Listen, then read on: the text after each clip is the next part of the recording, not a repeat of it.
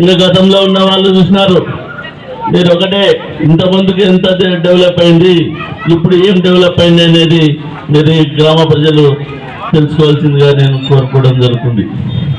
ఎందుకంటే గతంలో deputy CM ఉన్నప్పుడు ఈ ఊరికి చాలా నిధులు ఇచ్చేయడం జరిగింది. ఆయన ఎండోమెంట్ దేవస్థానం మినిస్టర్ అయినప్పుడు రామల్లకోటకి టెంపుల్ బాగున్నాయి కాబట్టి నేను ఏం చేయాలంటే 2 గుళ్ళకి డబ్బులు ఇవ్వడం జరిగింది. అదేవిధంగా మళ్ళా తిరుపతి దేవస్థానం నుంచి గాలి గోపురం కట్టియాలని కోరడం ఈ ఊరి ప్రజలు వచ్చి ఆయన అడిగితే మీరు డిపాజిట్ చేస్తే కంపల్సరీ నేను శాంక్షన్ చేస్తా 1,40,00,000 అని. ఈ గ్రామ ప్రజలు వచ్చి ఆచార్య అందరూ వచ్చి డిపాజిట్ చేయడం కూడా జరిగింది. 1,40,00,000 గాలి గోపురానికి శాంక్షన్ అయింది. దురదృష్టవశాత్తు మన గవర్నమెంట్ ప్రతి ఒక్క గవర్నమెంట్ ఇస్తుంది పోతుంది. అలా కాకుండా మనకు సపరేట్ గా ఒక కార్పొరేషన్ నిధులతో మనకి లోన్స్ వస్తాయి. అలాంటి లోన్స్ రాకోకుండా చేసిన ఏకైక ప్రభుత్వం ఇన్ని ఏళ్ల సంవత్సరాల్లో ఈ జగన్మోహన్ రెడ్డి ప్రభుత్వమే. ఒక్కరికన్నా ఇంత బీసీ ఇంత పెద్ద గ్రామంలో ఇంత మేజర్ పంచాయతీ లాగా ఉన్న ఈ గ్రామంలో ఒక్కరికన్నా బీసీ లోన్ వచ్చిందా? రాలేదు. ఎస్సీ లోన్ కానీ బీసీ లోన్స్ కానీ ఎవరికి రాకోకుండా చేసిన ఈ ప్రభుత్వాన్ని ఖచ్చితంగా గద్దెదింపాల్సిందిగా కోరుతున్నాం. అలాగే పెన్షన్ ఫస్ట్ 90 రూపాయలతో స్టార్ట్ చేసి 2,000 వరకు పెంచిన చరిత్ర మన చంద్రబాబు నాయుడు గారిది. ఈరోజు ఆ 2,000ని ఈయన 1,000 రూపాయలు, అది కూడా లాస్ట్ ఇప్పుడు 250 పెంచి 3,000 చేసి నేను 3,000 ఇచ్చినా, 1,000 3,000 ఇచ్చినా, 200 3,000 ఇచ్చినా అని చెప్పుకుంటున్నాడు. అది కాదు, రేపు మనం గవర్నమెంట్ వస్తేనే ఫస్ట్ నెలలోనే 4,000 పింఛన్ చేసి మన చంద్రబాబు నాయుడు గారు మన బీసీలకి 50 ఏళ్ళకే పింఛన్ ఇచ్చి మన రుణం, మన పార్టీ ఎప్పటి నుంచో వెన్నుముక్కగా ఉందని మన రుణం తీర్చుకుంటున్నాడు మన చంద్రబాబు నాయుడు గారు. అలాగే మన వికలాంగులకి 6,000 పింఛన్ చేస్తున్నాడు. కాబట్టి ఇలాంటివన్నీ గుర్తుపెట్టుకొని మనం గుర్తుపెట్టుకొని ఓటేయాల్సిందిగా కోరుతున్నాం. అలాగే మరి మనకి 3 రాజధానులు పెట్టి ఎంత అభివృద్ధి చేశాడని ఆయన అనుకుంటున్నాడు. అలాగే మన బీసీ నాయకులకు ఒకనన్నా పదవులు ఇచ్చినాం, మేము ఎంపీ ఇచ్చినాం, వాళ్ళకి ఇచ్చినామని. మన ఎంపీ మన సంజీవ్ కుమార్ పోయినసారి ఎంపీ ఉన్న అతను ఒక్కసారి కలిచాడంట జగన్ని. అదే రెడ్డికి అయితే రానమ్మా రాణి అని పిలిపించుకొని వాళ్ళకి ఏమేమి కావాలో చేసి పెడతారు, కానీ మన బీసీలని దగ్గర దరిదాపులకు కూడా చేర్చుకోడు.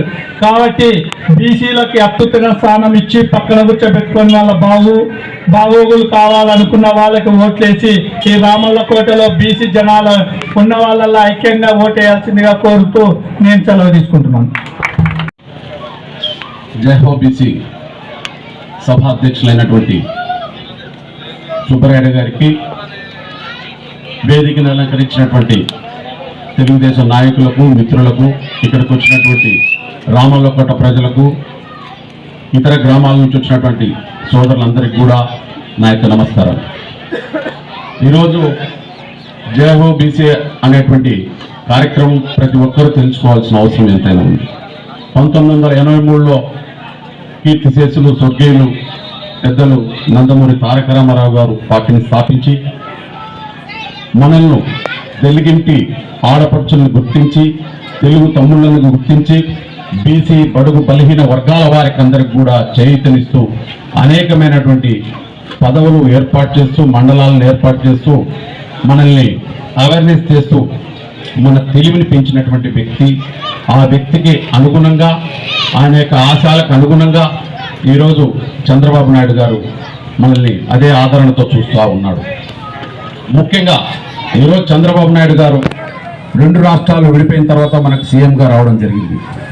అనేకమైనటువంటి ఖర్చులతో కూడినటువంటి ఈ రాష్ట్రాన్ని ఎలా తీసుకుపోవాలి, ఎలా అభివృద్ధి పరచాలి, ఎలా మౌలిక సదుపాయాల్ని ఎలా ఏర్పాటు చేయాలి, పేదలను ఎలా ఆదుకోవాలనేటువంటి సంకల్పంతో బడుగు బలిగిన వర్గాల వారికి చేయూతనిస్తూ అనేకమైనటువంటి ఖర్చులతో కూడినటువంటి రాష్ట్రాన్ని మరి ఎంతో అభివృద్ధి పరుస్తూ అనేకమైనటువంటి ఈ పొదుపు లక్ష్మి గ్రూపులైతేనేమి, పక్కా గృహాలైతేనేమి, స్థలాలైతేనేమి, బీసీ, ఎస్సీ, ఎస్టీ, మైనార్టీలకు అనేకమైనటువంటి లోన్లు ఏర్పాటు చేస్తూ బడుగు బలహీన వర్గాల వరకు ₹1,00,000 నుంచి ₹50,000 వరకు సబ్సిడీ ఇవ్వడం జరుగుతూ ఉంది.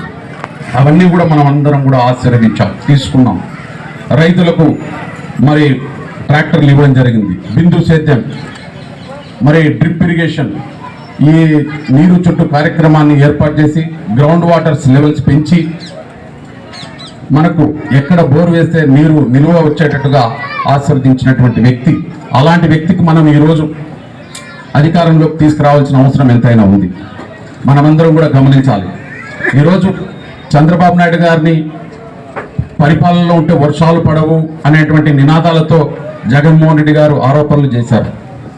5 సంవత్సరాలుగా చంద్రబాబు నాయుడు గారు రాష్ట్రం విభజన తర్వాత రైతులకు సకాలంలో వర్షాలు పడకపోతే మనందరికి కూడా 3 దఫాలుగా కరువు మండలంగా ప్రకటించి రైతన్నలకు అందరికి కూడా 50,000 నుంచి ₹1,00,000 పార్టీలకు అతీతంగా ఇచ్చినటువంటి గొప్ప వ్యక్తి. అలాంటి వ్యక్తిని ఎన్నో ఆరోపణలతో వర్షాలు రావు అనేటువంటి అదే జగన్మోహన్ రెడ్డి ఒక్కసారి 5 సంవత్సరాలుగా మనకు పరిపాలన చేశాడు. ఒక్క అవకాశం ఏంటని మనం మోసపూరితమైనటువంటి మాటలు చెప్పి 99 అబద్ధాలు చెప్పి ఈరోజు అధికారంలోకి రావడం జరిగింది. ఈరోజు జగన్మోహన్ రెడ్డి గారు ఒక్కసారి ఆలోచన చేస్తే మనమందరం కూడా గమనించాల్సిన అవసరం ఎంత ఉంది.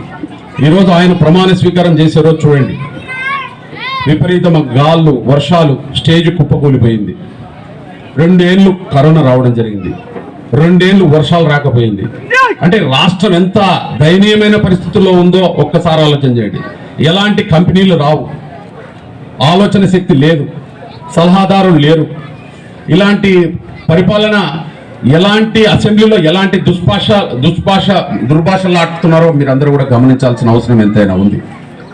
ఈరోజు జగన్మోహన్ రెడ్డి గారికి మనం మోసపూరితమైనటువంటి మాటలు నమ్మిగిన ఓట్లేసి గెలిపించుకున్నాం అనుకోండి, మనం ఈరోజు ఈ రాష్ట్రాల నుంచి వలసలు పోయే పరిస్థితి, ఇప్పటికే దయనీయమైన పరిస్థితి ఏర్పడింది. ఈరోజు చంద్రబాబు నాయుడు గారు చేసిన టెడ్కో ఇండ్లని, పేద ప్రజానికి ఇచ్చినటువంటి ఇండ్లన్నిటిని కూడా ఈరోజు గృహప్రవేశాలకు కూడా నోచుకోకుండా కలరగొట్టి ఎలాంటి పేద ప్రజానికి ఇండ్లు పంపిణీ చేయలేదు. అదేగిన రాజధాని కూడా ఇస్తానని చెప్పినటువంటి వ్యక్తి అమరావతిలో చంద్రబాబు నాయుడు గారు సాక్షాత్తు అసెంబ్లీలో చెప్పడం జరిగింది. అది జగన్మోహన్ రెడ్డి గారు కూడా 33,000 ఎకరాలు విజయవాడలో ఇస్తుంటే అదంతా కూడా జగన్మోహన్ రెడ్డి గారిని అడిగి ఆ రోజు అసెంబ్లీలో తీర్మానం చేయడం జరిగింది.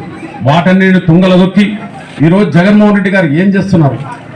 ఎలాంటి భావనలు? 3 రాజధానులని ప్రజల్ని మభ్యపెట్టి మోసపూరితమైన మాటలు చెప్పి ఈరోజు పరిపాలన విధానాన్ని సాగిస్తే ఎవరు నమ్మే స్థితిలో లేరు.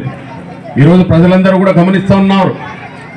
మనం ఈరోజు చంద్రబాబు నాయుడు గారు అనేకమైనటువంటి పథకాలతో సూపర్ 6, బాబు షూరిటీ, భవిష్యత్ గ్యారెంటీ అంటే 20 లక్షల కంపెనీల ఉద్యోగ అవకాశాలు ఇస్తానంటున్నాడు. లేదంటే ₹3,000 నిరుద్యోగ భృతి ఇస్తా అంటున్నాడు. అంతేకాదు మన ఇంట్లో విద్యార్థులు ఎంతమంది ఉంటే అంతమంది ₹15,000 చొప్పున, ఒకరుంటే 15,000, ఇద్దరుంటే 30,000, ముగ్గురుంటే 45,000, అలా ఎంతమంది ఉంటే అంతమందికి ₹15,000 చొప్పున విద్య అందిస్తాను, విద్యకి ఆర్థిక సాయం చేస్తా అని చెప్పడం జరుగుతూ ఉంది. రైతులందరికీ కూడా పంటలు పండించకపో ₹20,000 నా వంతు సహాయ సహకారాలు అందిస్తామని చెప్పడం జరుగుతూ ఉంది.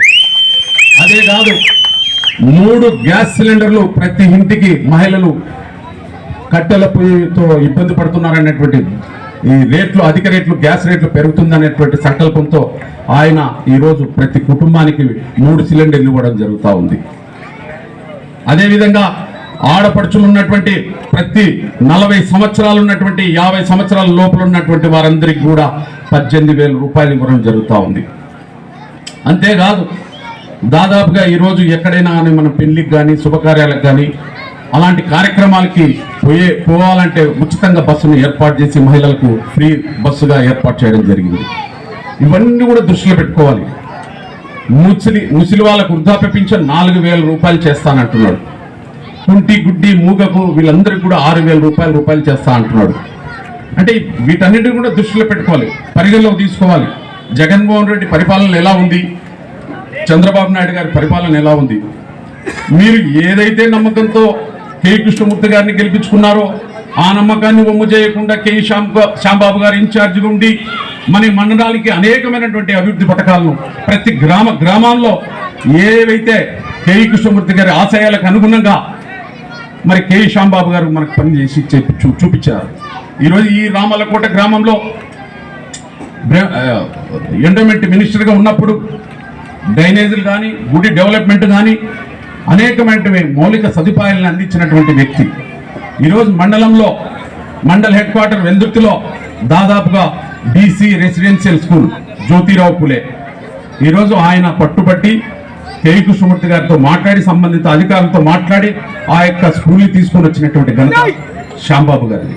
ఎందుకంటే ఆ రోజు కలెక్టర్ గారితో మాట్లాడి బడుగు బలహీన వర్గాల వారికి ఇక్కడ ప్యాపిలి, కృష్ణగిరి, వెల్దుర్తి, డోన్ ఈ 4 మండలాల ప్రజలందరూ కూడా మన వెల్దుర్తికి రావాల్సిన అవసరం వచ్చింది. ఎందుకంటే శ్యాంబాబు గారు ఎంటబడి సంబంధిత అధికారులతో మాట్లాడి ఆ స్కూల్ని తీసుకురావడం జరిగింది. అంతేకాదు SC residential school, Balayogi school అంటే అది కూడా 4 మండలాల నుంచి అక్కడికి వచ్చి ఏర్పాటు చేసి ఆ 4 మండలాలు ప్యాపిలి, డోన్, కృష్ణగిరి, వెల్దుర్తి ఈ 4 మండలాల నుంచి అక్కడికి పిల్లల్ని చేర్పించి మన మండలంలో ఉన్న పేద విద్యార్థులందరికీ కూడా అక్కడ సహకారం చేస్తూ హాస్టల్ని వసతిని ఏర్పాటు చేసి కస్తూర్బాని తీసుకొని వచ్చాడు, ఐటీఐ కాలేజ్ తీసుకొని వచ్చాడు, అనేకమైనటువంటి రోడ్ల డెవలప్మెంట్ చేశాడు. ఎవరు చేస్తే ఎవరికి ఓట్లేస్తే మనకి న్యాయం జరుగుతుంది అనేది మీరు అందరూ ఆలోచన చేయాలి. ఒకసారి పట్టు 2 సార్లు మనంగిన మోసపూరితమైనటువంటి మాటలతో, కల్లబుల్లి మాటలతో డబ్బులకు మాయకు లోనైతే మనం ఇబ్బంది పడాల్సి వస్తుంది. దయచేసి మీరందరూ కూడా తప్పకుండా శ్యాంబాబు గారిని, నాగరాజు గారిని 2 ఓట్లు ఇస్తారు, 2 ఓట్లు సైకిల్కి వేయించి గెలిపిస్తారని కూడా ఆశిస్తున్నాం.